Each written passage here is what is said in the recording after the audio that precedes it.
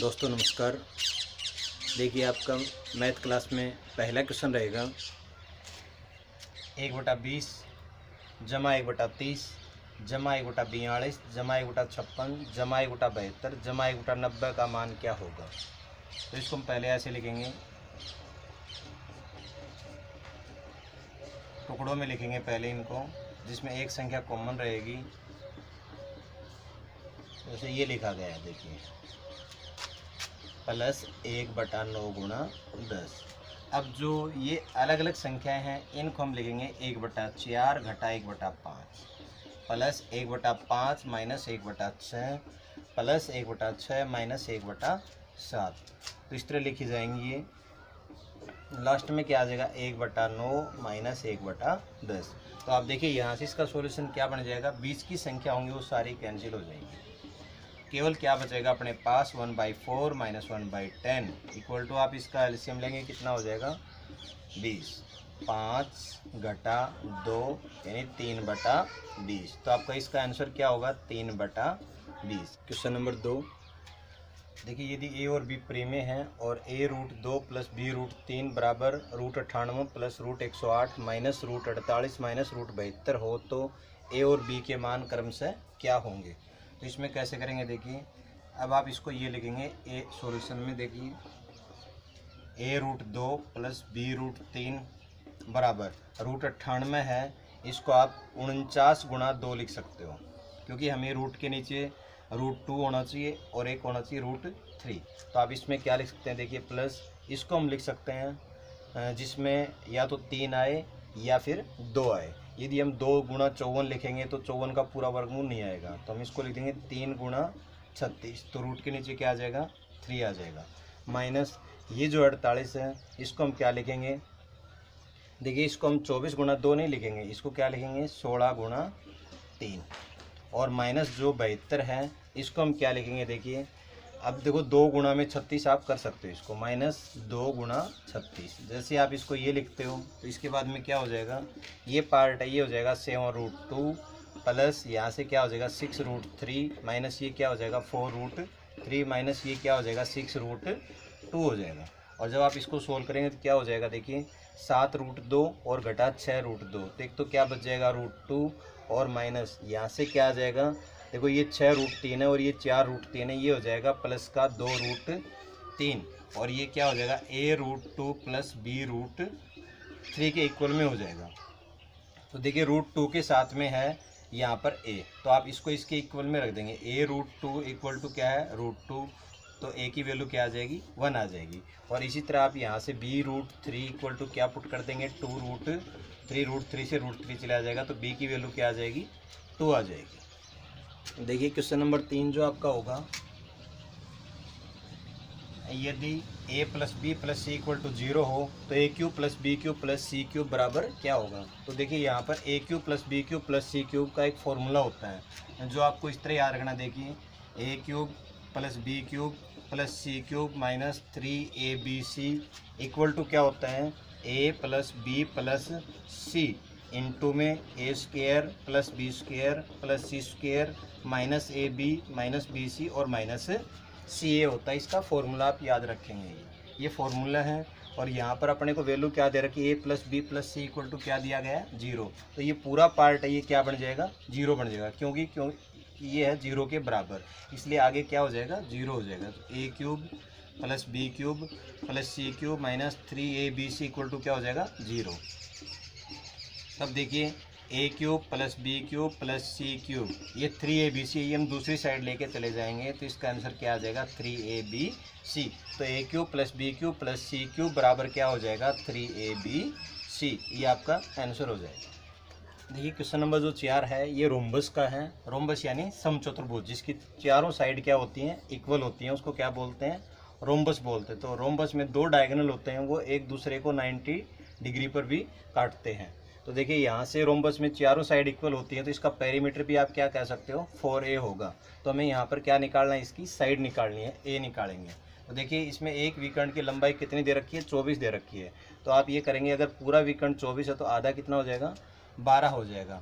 और इसका क्षेत्रफल क्या दे रखा है 216 वर्ग सेंटीमीटर। तो इसका सॉल्यूशन देखेंगे, रोम्बस का जो एरिया होता है इसका फॉर्मूला होता है 1/2 इंटू D1 इंटू D2, जो अपने को यहाँ पर कितना दिया गया 216, 1/2 गुणा D1 कितना है 24, हमें D2 निकालना है, बराबर क्या दे रखा 216। तो आप इसको यहाँ से काट देंगे इस तरफ 12, और 12 से आप पैरेलल में काट सकते हो, 12 एकम 12 18, यानी D2 दूसरा विकर्ण कितना आ जाएगा 18। तो आप ये देखिए सेकंड जो डायगोनल है वो कितना आ जाएगा 18। अगर सेकंड डायगोनल 18 है तो ये दो बराबर भागों में बांटेगा यहाँ पर, तो ये क्या आ जाएगा 9 आ जाएगा। देखिए अब जो आप यहाँ से ये जो बीच में दोनों डायगोनल एक दूसरे को काटते हैं वहाँ कितना डिग्री बनता है 90 डिग्री बनता है। तो यहाँ से क्या बन जाएगी कि ये राइट एंगल बन जाएगी, ये क्या बन जाएगी राइट एंगल बन जाएगी, जिसमें एक साइड हो जाएगी 12 और एक साइड कितनी हो जाएगी 9। और अब आपको क्या निकालना है इसमें हाइपोटेन्यूस, यानी कि ये जो विकर्ण है इसकी लंबाई निकालनी है। तो देखिए यहाँ पर विकर्ण की लंबाई तो दे रखी है, तो आप इसको क्या रख सकते हो, देखिए यहाँ पर ये हिस्सा कितना हो गया 12 हो गया, और हमें ये साइड निकालनी है यानी ए निकालना है अपने को। और ये जो भुजा है एक तो यहाँ 12 हो गई और एक कितनी हो जाएगी 9। तो देखिए हमें अब ये जो ए है ना ये क्या है इसकी रोम्बस की साइड है। तो रोम्बस की साइड यानी ए आप निकालेंगे तो ए कैसे निकलेगी, ए निकालने के लिए आपको क्या लगाना पड़ेगा पाइथागोरस लगानी पड़ेगी। तो पाइथागोरस जैसे आप लगाएंगे तो यहाँ पर क्या लग जाएगा 9, 12 और 15, चाहे आप कर्ण का स्क्वायर बराबर आधार का स्क्वायर प्लस लंब का स्क्वायर ये कर सकते हो। तो यहाँ से कितना हो जाएगा 225 और इसका अंडर रूट निकालेंगे कितना आ जाएगा 15। तो यहाँ से ए का मान क्या हो जाएगा 15। अब देखिए यहाँ से रोम्बस की साइड कितनी आ जाएगी 15 आ जाएगी, और जैसे साइड 15 है और अब आप इसका पेरीमीटर निकालेंगे तो 15 गुणा 4 तो क्या आ जाएगा 60 सेंटीमीटर, इसका क्या होगा पेरीमीटर हो जाएगा। देखिए नेक्स्ट जो क्वेश्चन है यह है कंपाउंड इंटरेस्ट का, और कंपाउंड इंटरेस्ट का बहुत ही अच्छा क्वेश्चन और कम से कम टाइम का क्वेश्चन है। देखिए इसका सॉल्यूशन क्या रहेगा, सॉल्यूशन रहेगा कि कोई राशि है वार्षिक चक्रवर्ती ब्याज की दर से 3 वर्ष में 3 से 3/8 गुणी हो जाती है, तो ब्याज की वार्षिक दर बताएंगे। तो आप देखिए यहाँ से धन हम कितना लेंगे 8 या 24 और 3, आप इसको क्या लिख सकते हो भिन्न को 8 या 24 और 3 27/8, यानी कि ये क्या हो जाती है मूल धन का 27/8 गुणा हो जाती है। यदि मैं मूल धन 1 लेके चलता हूँ तो ये धन कितना हो जाएगा 27/8, और यदि हम मूल धन कितना लेंगे 8 लेंगे तो ये कितना हो जाएगा 27। अब आप देखिए जब हमने मूल धन कितना लिया 8 लिया और मिश्र धन कितना हो गया 27। अब देखिए यहाँ से आप इसको ये लिखेंगे 8/27 यानी मूलधन बटा मिश्र धन। जैसे आप इसको मूलधन बटा मिश्र धन लिखते हो फिर आपको देखना यहाँ टाइम कितना दिया गया 3 वर्ष, और यदि ये 3 साल का टाइम दिया गया तो आप यहाँ पर क्यूब रूट लगा देंगे। तो देखिए 8/27 का हमें क्या निकाल लेना है घनमूल निकाल लेना है, और जैसे आप इसका घनमूल निकालेंगे 8 का घन कितना आ जाएगा घनमूल कितना आ जाएगा 2 और 27 का कितना आ जाएगा 3। तो अब देखिए जो धन 2 अनुपात में था वो अब कितने अनुपात में बन जाता है 3 अनुपात में हो जाता है। तो एक अनुपात जो ब्याज का बढ़ा तो एक किस पर बढ़ा है 2 पर बढ़ा है, यानी मूलधन कितना है 2। आप ये कह सकते हो कि 2 रुपये के ऊपर 1 रुपया ब्याज मिला है, तो 1/2 और रेट बनाने के लिए दर बनाने के लिए गुणा में क्या करते हैं 100 करते हैं, 2 से आप काटेंगे तो क्या आ जाएगी 50% वार्षिक दर आ जाएगी। तो ये जो आपका आंसर है ये कितना हो जाएगा यहाँ पर 50%। देखिए ये 2 तरह का क्वेश्चन होता है, एक तो यहाँ पर अपने को टाइम दे रखा है और क्या पूछा गया दर पूछी गई है, और यदि ये यहाँ पर अपने को दर दे रखी होती और टाइम पूछा जाता तो आप कैसे करते। देखिए मैं इसमें दूसरा पार्ट बता रहा हूँ, यदि अपने को यहाँ पर दर दे रखी होती 50% और ये का ये क्वेश्चन बना के देता और हमारे से टाइम पूछता तो हम क्या करते, ये जो दर है 50% हम इसको क्या लिखते 50/100 लिखते, और 50/100 लिखेंगे तो आप ये देखिए 1/2 आ जाएगा। तो हम यहाँ पर क्या लेंगे देखो मूलधन कितना लेंगे 2, मूलधन कितना लेके चलेंगे 2, और मिश्र धन कितना हो जाएगा 1 रुपया ब्याज मिलेगा इस 2 के ऊपर, तो 2 और 1 3। तो आप देखिए 2/3 की पावर n बराबर क्या लगा देंगे 27 ये कितना हो जाएगा 8 या 24 और 3 27/8 है। देखो ऊपर क्या आप कर रहे हो यहाँ पर मिश्र धन कर रहे हो और नीचे क्या है मूलधन है। देखिए 8 या 24 और 3 27/8, तो इसको हम क्या लिखेंगे 1/2, यानी मूलधन 2 है तो मिश्र धन कितना हो जाएगा 3। तो आप इसके बराबर देखिए मूलधन अगर 8 होगा तो मिश्र धन कितना हो जाएगा 27। अब आप खुद यहाँ पर एक वैल्यू देखो, n की जगह हम कितना पुट करें कि 8 आ जाए और नीचे क्या आ जाए 27। तो आप इसमें क्या कर सकते हो, n की वैल्यू 3। तो यहाँ पर जो आपको दर देगा उस समय पूछेगा उस टाइम, तो आप क्या बता सकते हो इस तरह की, उसको दर को हम लिखेंगे फ्रैक्शन बनाएंगे 50/100, 1/2 आ जाएगी, यानी 2/3 की पावर n हो जाएगी ये, क्योंकि यहाँ पर 2 हमने मूलधन को लिया है और मिश्रधन कितना लिया है 3।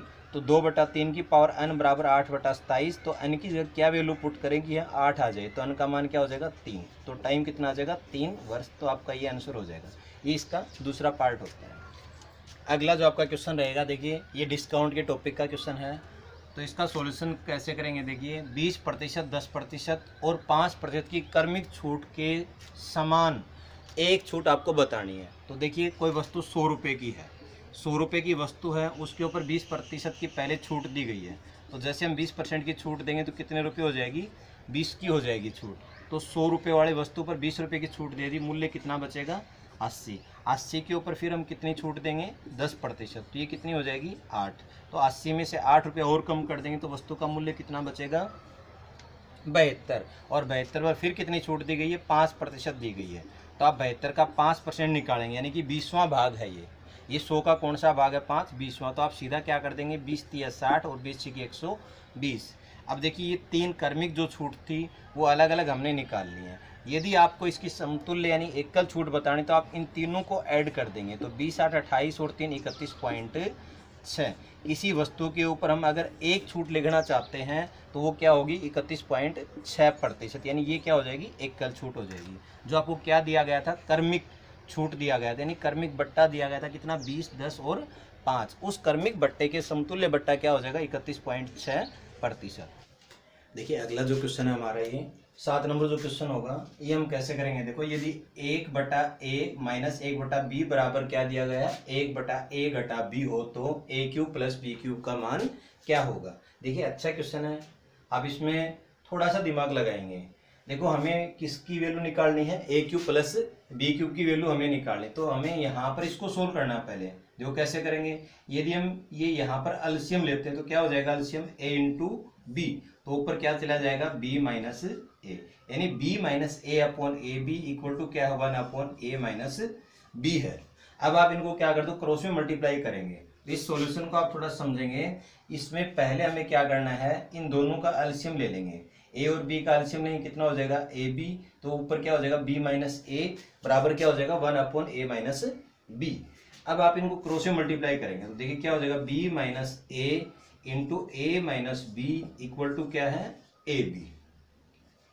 और अब आप इसको मल्टीप्लाई करके लिखो, देखो ab - a² - b² + ab = में क्या है ab है। अब यहाँ से आप देखिए यदि ये जो संख्या है, अब मैं इसमें माइनस से मल्टीप्लाई कर देता हूँ। देखिए यदि हम इसको माइनस से मल्टीप्लाई कर देंगे तो क्या हो जाएगा -ab + a² + b² -ab और = क्या है -ab। दोनों तरफ हमने माइनस से मल्टीप्लाई कर दिया है। अब आप देखेंगे यहाँ से क्या वैल्यू बन जाएगी, ये बन जाएगा a² + b² माइनस, देखो ये ab है, ये इधर हम लेके आएंगे तो ये ab इधर आएगी तो ये प्लस की हो जाएगी, तो ये ab और ये ab कैंसिल हो जाएगी। तो आपको यहाँ पर क्या लिख देना है केवल -ab = क्या है 0 है। देखिए हमने यहाँ से क्या बना लिया a² + b² -ab = क्या निकाल लिया 0। तो देखिए आपको ये पार्ट बनाना था। इसके बाद हमें क्या करना है, इसका फैक्टर बनाना है। a³ + b³ का फैक्टर बनाएंगे तो क्या हो जाएगा a + b इंटू में क्या होता है a² + b² - ab। आपको मालूम होना चाहिए कि a³ + b³ का ये फैक्टर बनता है और इसमें a² + b² - ab = हमारा क्या निकला है 0। तो यदि हम इसकी जगह 0 पुट करेंगे तो 0 × a + b = क्या हो जाएगा 0। Then the value of a³ + b³ क्या आ जाएगी 0, यानी कि a की 3 जमा b की 3 का मान क्या हो जाएगा 0। ये आपका राइट आंसर होगा। अच्छा क्वेश्चन है, आप इसको समझ करके करेंगे। अलजेब्रा में इस तरह की टाइप HSC एग्जाम में बहुत बार आती है। देखिए अगला जो क्वेश्चन है 8 नंबर जो क्वेश्चन है, इसमें दिया गया यदि A square plus B square plus 2b plus 4a plus 5 equal to 0 हो तो हमें a minus B upon A plus B का मान निकालना है। तो देखिए ये क्वेश्चन हम कैसे करेंगे। सबसे पहले आप इसको दो इक्वेशन में लिखेंगे। यहाँ पर दो क्वाड्रेटिक इक्वेशन इकट्ठी दी गई है तो आप इन दोनों को सेपरेट करके लिखेंगे। तो देखिए सॉल्यूशन में क्या रहेगा, ए स्क्वायर प्लस 4a, ए वाला आप एक साथ बनाएंगे क्वाड्रेटिक, ए स्क्वायर प्लस 4a। तो देखिए अब ये यहाँ पर क्या बन के आएगा क्वाड्रेटिक में, a प्लस 2, a प्लस 2 का होल स्क्वायर बनेगा। ये a प्लस 2 का होल स्क्वायर बनेगा तो हम क्या बनाएंगे, A square plus B square plus 2ab जो बनाना चाह रहे हैं तो यहाँ से बन जाएगा। तो आप इसको क्या लिख देंगे, plus 4 plus B square plus 2b और प्लस 1। देखिए अब यहाँ से आप इसको आगे कैसे लिखेंगे, a प्लस 2 का होल स्क्वायर, क्योंकि जब हम इसको ओपन करेंगे तो क्या बन जाएगा, A square plus B square plus 2ab ये बन जाएगा प्लस। अब यहाँ से आप इसको क्या लिख देंगे, b प्लस 1 का होल स्क्वायर, b प्लस 1 का होल स्क्वायर क्या हो जाएगा, बी स्क्वायर यानी बी स्क्वायर ये हो जाएगा प्लस इसका एक का स्क्वायर ये हो जाएगा प्लस 2ab यानी इनका गुणा करेंगे ये हो जाएगा बराबर क्या दिया गया 0। अब आप क्या करेंगे, a plus 2 whole square equal to 0 put करेंगे तो यहाँ से a प्लस 2 इक्वल टू 0 यानी a की वैल्यू क्या आ जाएगी -2। और इसी तरह यहाँ से b प्लस 1 का होल स्क्वायर इक्वल टू 0 है तो b प्लस 1 इक्वल टू 0 तो b की वैल्यू क्या आ जाएगी -1। और यही वैल्यू आपको यहाँ इसमें पुट कर देनी है। देखिए a की जगह हम क्या रखेंगे -2 और b की जगह क्या रखेंगे -1। तो पहले से माइनस है और -1 ये रखेंगे तो +1 अपॉन क्या हो जाएगा a प्लस बी। तो a की वैल्यू कितनी है -2 और b की वैल्यू कितनी है -1। तो जैसे आप इसको अब ऐड करेंगे तो क्या हो जाएगी, -2 + 1 ऊपर हो जाएगा -1 और नीचे क्या हो जाएगा -3, माइनस से माइनस कैंसिल यानी 1/3 आपका आंसर हो जाएगा। तो देखिए अलजेब्रा की बहुत अच्छी टाइप है ये भी, तो आप अच्छी तरह से करेंगे। इस पूरे की पूरी इक्वेशन को आप दो क्वाड्रेटिक में तोड़ेंगे, इसमें a का एक साथ करेंगे और b वाला पार्ट b के साथ करेंगे। तो यहाँ से पहले क्या हो जाएगा, a प्लस 2 का whole square plus b plus 1 का होल स्क्वायर, दोनों को 0 के बराबर पुट करेंगे, अलग अलग वैल्यू निकलेंगी। जैसे यहाँ a की वैल्यू निकलेगी और b की वैल्यू निकलेगी और दोनों अलग अलग वैल्यू निकलती हैं, उनको आप इसमें पुट कर देंगे जो आपसे पूछा गया है, a minus B upon a plus B जो आपसे पूछा गया हम उसमें पुट करेंगे। पुट करते आपकी वैल्यू क्या आ जाएगी 1/3। देखिए अगला जो अपना क्वेश्चन होगा 9 नंबर क्वेश्चन होगा, बहुत बढ़िया क्वेश्चन है ये, आप ज्योमेट्री का क्वेश्चन है और आप इसको कैसे सोल्व करेंगे। देखो एक समानांतर चतुर्भुज ABCD, समानांतर में आपको पता होना चाहिए जिसमें आमने सामने की भुजा क्या होती है, समानांतर होती है। तो सॉल्यूशन आप देखेंगे, समानांतर चतुर्भुज में आमने सामने की भुजाएं समानांतर होती हैं जिसका नाम क्या दिया गया है ABCD। आप यहां से इसका नाम डाल सकते हो A B C और D। तो देखिए अब अपने को क्या दिया गया है, इसमें AB 24 सेंटीमीटर दे रखी है और दूसरी भुजा AD, तो आप यहाँ D लिख सकते हो। जैसे इन नामों को देख करके आप यहाँ पर D लिख सकते हो। तो देखिए AB कितना दिया गया है 24 सेंटीमीटर और AD कितना दिया गया है 16 सेंटीमीटर। तो देखिए जो समानांतर चतुर्भुज होती है इसमें जरूरी नहीं होता है कि जो साइड होती है वो 90 डिग्री पर ही काटे, ऐसा कोई कंपलसरी नहीं है कि समानांतर चतुर्भुज में प्रत्येक कोण 90 डिग्री हो। तो देखिए यहाँ से हाइट जो होती है वो ये हाइट बनती है। यदि हम BC के ऊपर DC के ऊपर हाइट लेंगे तो वो आप A से, जैसे मैंने यहाँ नाम डाल दिया O, तो AO क्या बोली जाएगी, इसमें हाइट बोली जाएगी। और यदि हम AD बेस के ऊपर हाइट लेंगे तो वो हाइट क्या बोली जाएगी, वो हाइट ये बन जाएगी। जैसे हमने यहाँ इसका नाम डाल दिया P, तो AD के ऊपर जो हाइट है वो क्या है, ये बोली जाएगी AP। तो देखिए इस हाइट को ही आप क्या कह सकते हो, समानांतर भुजाओं के बीच की दूरी कह सकते हो। और इसके बाद आपको जो एरिया याद रखना है, समानांतर चतुर्भुज का जो क्षेत्रफल होता है इसको इंग्लिश में बोलते हैं पैरेललोग्राम। पैरेललोग्राम का जो एरिया होता है वो क्या होता है, आधार यानी बेस मल्टीप्लाई हाइट, आधार गुणा ऊंचाई।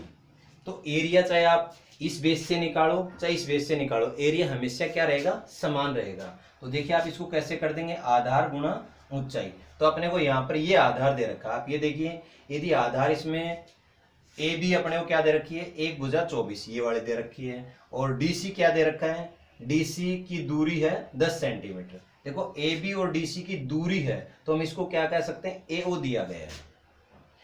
ए बी और डी सी की दूरी यानी ए ओ अपने को दिया गया है, जो कितना है 10 सेंटीमीटर। अब आप समझ गए होंगे, यदि इसमें हाइट 10 सेंटीमीटर है ए ओ, तो हम बेस क्या लेके चलेंगे, ए बी बेस लेके चलेंगे। तो इसका एरिया क्या आ जाएगा, आधार कितना है 24 और हाइट कितनी है 10। तो ये इस समानांतर चतुर्भुज का एरिया हो जाएगा। और इसी एरिया को आप किसके बराबर पुट करेंगे कि हमें निकालना क्या है, ए बी और इसमें देखिए ए डी और बी सी भुजाओं के बीच की दूरी निकालनी है। तो ए डी और बी सी के बीच की दूरी निकालनी, तो आपको ये निकालनी है ये दूरी। तो हम यहाँ पर बेस क्या लेके चलेंगे, ए डी को बेस लेके चलेंगे। तो यहाँ पर ए डी क्या हो जाएगी, वही आप फॉर्मूला लगाएंगे, आधार गुणा ऊंचाई। तो आधार यहाँ पर ए डी है, ए डी कितना है 16, और हाइट हमें ए पी हमें निकालना है। तो मैं इसका नाम डाल देता हूँ ए पी, हमें जो हाइट है यानी दूरी वो हमें निकालनी है। तो 16 गुणा ए पी बराबर क्या लिख देंगे 240। तो ए पी बराबर क्या आ जाएगी 240 बटे 16, 16 एकम 16 और 16 पंजू 80, यानी 15 सेंटीमीटर क्या होगी, ये ए डी और बी सी के बीच की दूरी आ जाएगी। या आप ये कह सकते हो ए डी के ऊपर डाले गए लंब की लंबाई क्या होगी 15 सेंटीमीटर, जो आपका राइट आंसर होगा। देखिए ये आज के हमारे वीडियो का लास्ट क्वेश्चन होगा। और देखिए आपने जो हमारे जो क्वेश्चन देखे हैं, हर क्वेश्चन मैंने अलग अलग टॉपिक में से ले रखा है और आराम से एक एक टाइप आपको समझाई जा रही है।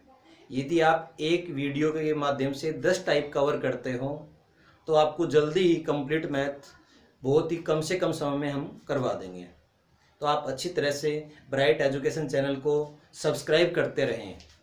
पूरा का पूरा वीडियो आप शुरू से अंत तक करते रहेंगे, आपके क्वेश्चन कवर होते रहेंगे। अगला जो आपका क्वेश्चन रहेगा 10 नंबर क्वेश्चन, यदि एक समबाहु त्रिभुज की परित्रिज्या 10 सेंटीमीटर है तो उसकी अंतर त्रिज्या की माप क्या होगी। देखिए समबाहु, समबाहु क्या होती है, इक्विलैटरल, जिसकी तीनों साइड क्या होती हैं, इक्वल होती हैं।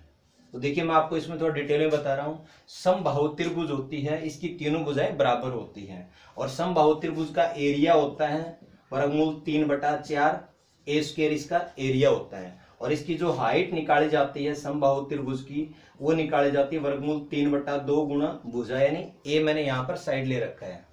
इसके बाद देखिए समबाहु त्रिभुज के जो अंतःवर्त होता है उसकी जो रेडियस होती है, अंतःवर्त की रेडियस को मैं आर से लिखता हूं। तो ये आप कैसे निकालते हैं, ये होती है भुजा अपॉन 2√3, भुजा अपॉन 2√3। और जब यहां से हम परिवर्त खींचते हैं और उस परिवर्त की रेडियस को मैं कैपिटल आर से लिखता हूं, तो वो यदि आप निकालेंगे तो वो क्या होता है a अपॉन √3। तो a अपॉन √3 क्या हो जाएगी, इसके परिवर्त की रेडियस हो जाएगी, और अंतःवर्त की रेडियस क्या हो जाएगी a अपॉन 2√3। तो देखिए आपको यहाँ से एक डायरेक्ट पॉइंट याद रखना है कि जो अंतःवर्त की त्रिज्या होती है वो परिवर्त की त्रिज्या की क्या होती है, आधी होती है। तो आपका इसमें आंसर 2 सेकंड में आंसर आ जाएगा कि यदि यहाँ पर परिवर्त यानी परित्रिज्या जो आपको दी गई है वो कितनी है 10 सेंटीमीटर है, तो अंतःवर्त की त्रिज्या यानी अंतः त्रिज्या क्या हो जाएगी, तो उसकी आधी हो जाएगी। इससे पहले आप एक पॉइंट और कवर करेंगे। देखिए जो समबाहु त्रिभुज होती है इसमें जो अंतःवर्त खींचा जाता है वो कैसे खींचा जाएगा, जो कोण होते हैं, देखिए मैंने ए बी सी इनका नाम डाला है, तीनों कोणों का जो हम समद्वि भाजन खींचते हैं, और समद्वि भाजन जहां पर मिलते हैं किसी भी त्रिभुज में, और उससे जो भुजाओं की दूरी होती है वो दूरी क्या होती है, बराबर होती है। तो हम यहाँ पर इनके तीनों कोणों के समद्वि भाजन बनाएंगे, जो जिस बिंदु पर मिलेंगे उस बिंदु से जो भुजाओं की दूरी होती है वो बराबर होती हैं, उसी को ही हम क्या कहते हैं, अंतःवर्त की त्रिज्या कहते हैं। और यदि हम यहाँ पर प्रत्येक भुजा के मध्य बिंदु के ऊपर क्या करेंगे, लंब डालेंगे, और उस लंब से यहाँ पर आप इस कोण और वो जो केंद्र बनेगा जहां तीनों लंब मिलेंगे उनसे इन कोणों की जो दूरी होगी उस दूरी को लेकर के जैसे आप वर्त बनाएंगे तो उसको हम क्या बोलेंगे, परिवर्त। तो आप इसकी प्रमेय याद रखेंगे कि समबाहु त्रिभुज यानी इक्विलेटरल ट्रायंगल, समबाहु त्रिभुज के अंतःवर्त की त्रिज्या परिवर्त की त्रिज्या की आधी होती है, त्रिज्या की आधी होती है। तो आप क्या उत्तर बोलेंगे? देखिए, अगर परिवर्त की त्रिज्या कितनी दे रखी है 10, अगर परिवर्त की त्रिज्या 10 सेंटीमीटर है तो अंत त्रिज्या कितनी हो जाएगी? अंत त्रिज्या हो जाएगी 5 सेंटीमीटर, जो आपका इसमें आंसर होगा। देखिए, इसमें मैं आपको एक क्वेश्चन और बता देता हूं। कई बार यहां से संभाव पर एक क्वेश्चन और आता है कि आपको जैसे यहां भुजा दे रखी है और भुजा दे करके अपने से जो वर्त हैं, अंतःवर्त और परिवर्त, इनका एरिया पूछता है, तो वो एरिया आप डायरेक्ट भुजा से भी निकाल सकते हो और उसके प्रमेय भी आप याद रखिए। देखिए, ये यहाँ पर जो रेडियस होती है वो अगर अंतःवर्त की रेडियस आधी है तो एरिया जो होगा, एरिया परिवर्त का कितना होगा? 1/4 होगा। या आप ये कह सकते हो समबाहु त्रिभुज के परिवर्त का जो क्षेत्रफल होता है वो उस त्रिभुज के अंतःवर्त के क्षेत्रफल का क्या होता है? 4 गुना होता है। समबाहु त्रिभुज के परिवर्त का एरिया अंतःवर्त के एरिया का 4 गुना होता है। और देखिए, अगर आपको ये यहां से भुजा दे रखी है और इस भुजा से क्षेत्रफल निकालना पड़े, भुजा से डायरेक्ट आपको अंतःवर्त का क्षेत्रफल निकालना है, तो आप कैसे निकालेंगे? देखिए, पाई भुजा स्क्वायर बटे 12, पाई भुजा स्क्वायर बटे 12 से क्या आ जाएगा? इस अंतःवर्त का क्षेत्रफल आ जाएगा। अंतःवर्त का क्षेत्रफल का फॉर्मूला क्या हो जाएगा? पाई भुजा स्क्वायर बटे 12। और अगर हमें परिवर्त का एरिया निकालना है तो परिवर्त का एरिया आपको अभी मैंने बताया कि इससे क्या होता है? 4 गुना होता है। तो आप यहां पर क्या कर देंगे? परिवर्त के एरिया के लिए पाई भुजा स्क्वायर बटे में 3, तो पाई भुजा स्क्वायर बटे में क्या कर देंगे? 3 कर देंगे। उससे क्या आ जाएगा? समबाहु त्रिभुज के परिवर्त का एरिया आ जाएगा। तो देखिए, ये 10 क्वेश्चन आपको HSSC लेवल के, Delhi police railway HSSC level के क्वेश्चन करवाए गए हैं। आपका बहुत बहुत धन्यवाद।